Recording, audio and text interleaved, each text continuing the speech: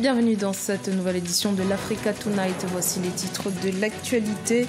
Au Burundi, un référendum constitutionnel initié par le président Pierre Nkurunziza est prévu pour mai 2018. Le projet d'amendement de la Constitution entend abolir la limitation de nombre de mandats présidentiels.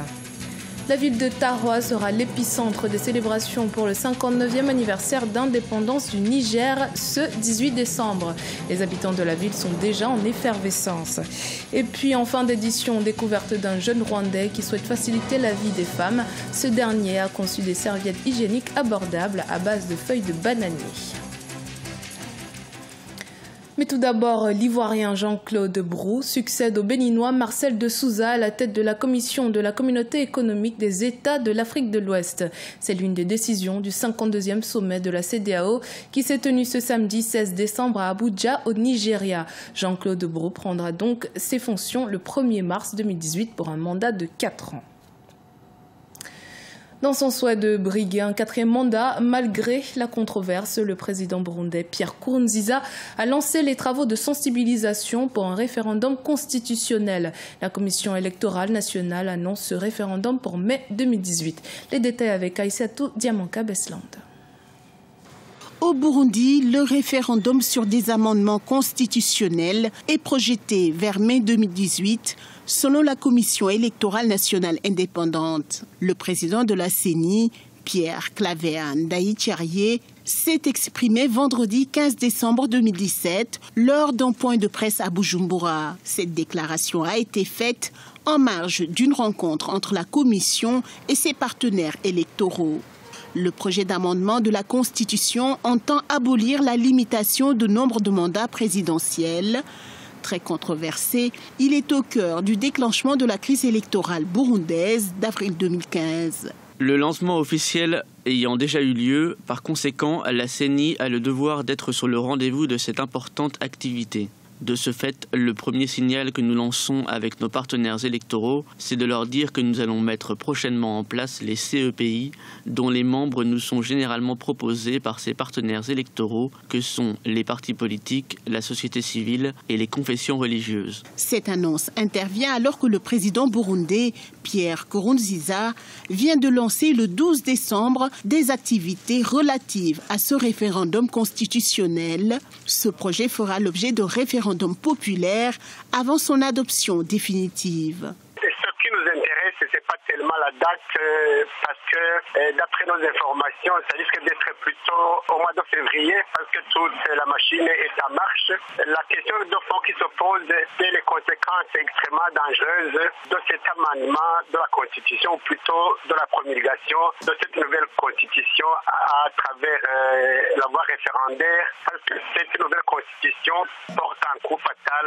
à l'accord d'Arusha pour la paix et la réconciliation, qui avait été le socle pour la paix, la démocratie et la réconciliation. À noter que la crise s'enlise au Burundi depuis 2 ans. Le président Pierre Nkurunziza, qui souhaitait briguer un 3e mandat en violant les accords d'Arusha, ces accords, en mettant fin à une guerre civile longue de 12 ans, avaient limité les mandats présidentiels à 2 seulement.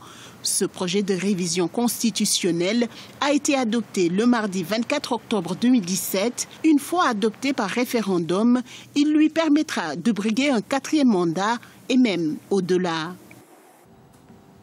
La situation politique en Libye risque-t-elle de connaître un nouveau rebondissement? En effet, ce dimanche 17 décembre, le maréchal Khalifa Haftar, le leader de l'Est libyen, a fait savoir que l'accord politique libyen signé le 17 décembre 2015 au Maroc a expiré et avec lui le mandat du gouvernement d'union nationale dirigé par Fayez al-Sarraj et appuyé par la communauté internationale. L'accord signé il y a 2 ans à Skhirat sous l'égide des Nations Unies prévoyait la formation du GNA pour un mandat d'1 an renouvelable une seule fois.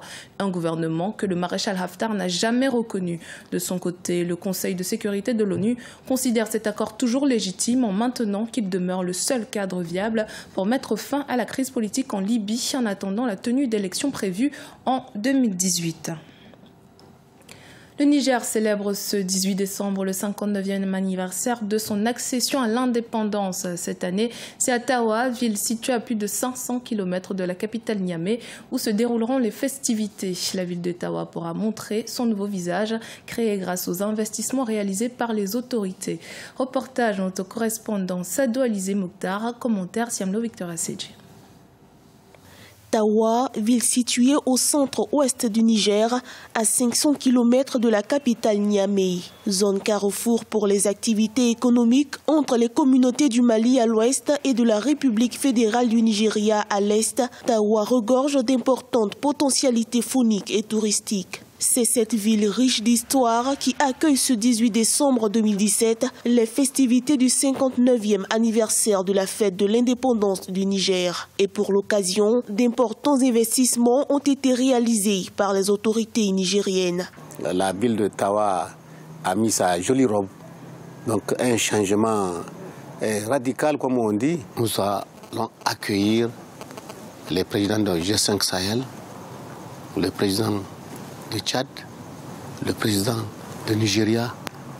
Tous ceux-ci vont venir ici à Tawa pour fêter avec nous ce 59e anniversaire-là. Tawa, c'est le carrefour. C'est le carrefour, un carrefour donc, qui attire.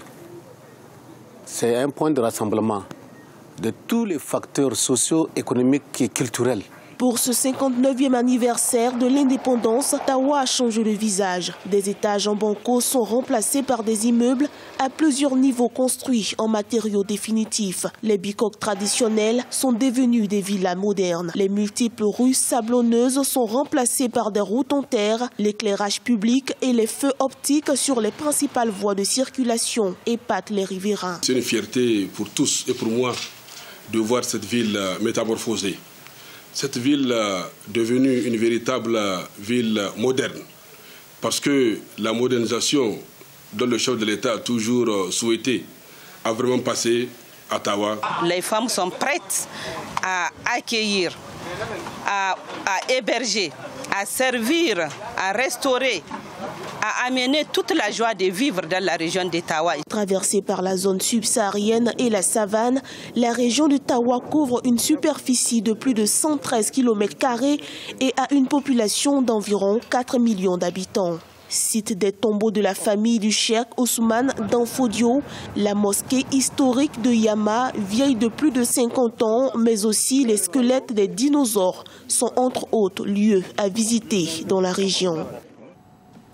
Dans l'actualité également, le gouvernement angolais a revu à la hausse sa prévision de croissance pour l'exercice 2018. Il table désormais sur une croissance de 4,9%. Le budget qui doit encore être approuvé par le Parlement prévoit un déficit budgétaire de 2,9% du PIB en 2018 avec des recettes et dépenses gouvernementales estimées à 58 milliards de dollars. Au Rwanda, un jeune entrepreneur propose aux femmes des serviettes hygiéniques fabriquées à base de feuilles de bananier. Bon marché et fabriqué au pays des 1000 collines, il souhaite aider les femmes en améliorant leur rendement au travail grâce à son produit. En effet, selon une enquête réalisée par une ONG locale, 18% des filles et des femmes rwandaises ont manqué l'école et le travail en 2014 parce qu'elles n'avaient pas de moyens pour se procurer des serviettes hygiéniques. Reportage de notre correspondant Fratenda Kiaisenga. Cela fait exactement 2 ans que le jeune étudiant en ingénierie mécanique à l'Institut Polytechnique de Gishari a commencé à travailler sur un projet de fabrication de serviettes hygiéniques à partir des fibres de bananier. Samuel Gakwaya a lancé une petite usine depuis maintenant 1 année et c'est chez lui qu'il expose ses produits actuellement car toutes les machines dont il disposait sont tombées en panne il y a quelques mois et il a dû fermer les portes de son usine. Néanmoins, le jeune entrepreneur ne se décourage pas.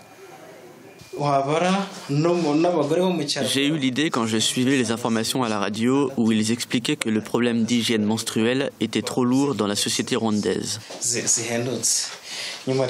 J'ai lu des rapports des ONG qui donnaient des chiffres alarmants et je me suis résolu à faire quelque chose. En poursuivant mes recherches, j'ai vu qu'au Japon, les gens utilisent les fibres de bananier dans l'industrie textile. Alors je me suis mise à chercher comment je pourrais les utiliser pour des serviettes et j'y suis arrivé. Au lieu du coton que les autres mettent, moi je mets des fibres et elles sont 2 fois plus absorbantes que le coton. Un paquet contenant 10 serviettes coûte 500 francs alors que d'autres coûtent à partir de 1000 francs. Un rapport de la Banque mondiale publié en 2015 indique qu'au Rwanda, au moins 20% des écolières, principalement dans les zones rurales, s'absentent de l'école jusqu'à 50 jours par an en raison de l'absence des serviettes hygiéniques pendant la période de menstruation. Une ONG locale ajoute que 18% de ces absences sont dues à l'incapacité de se procurer ces serviettes hygiéniques. Selon les réactions de nos clientes, nos produits sont vraiment appréciés, notamment l'inclusion des informations sur la menstruation. Dans nos prochaines productions, nous comptons inclure 5 pages d'informations sur la menstruation dans chaque paquet, car le sujet est tabou dans notre pays. Comme ça, on contribue à la campagne d'éducation nationale en matière d'hygiène menstruelle.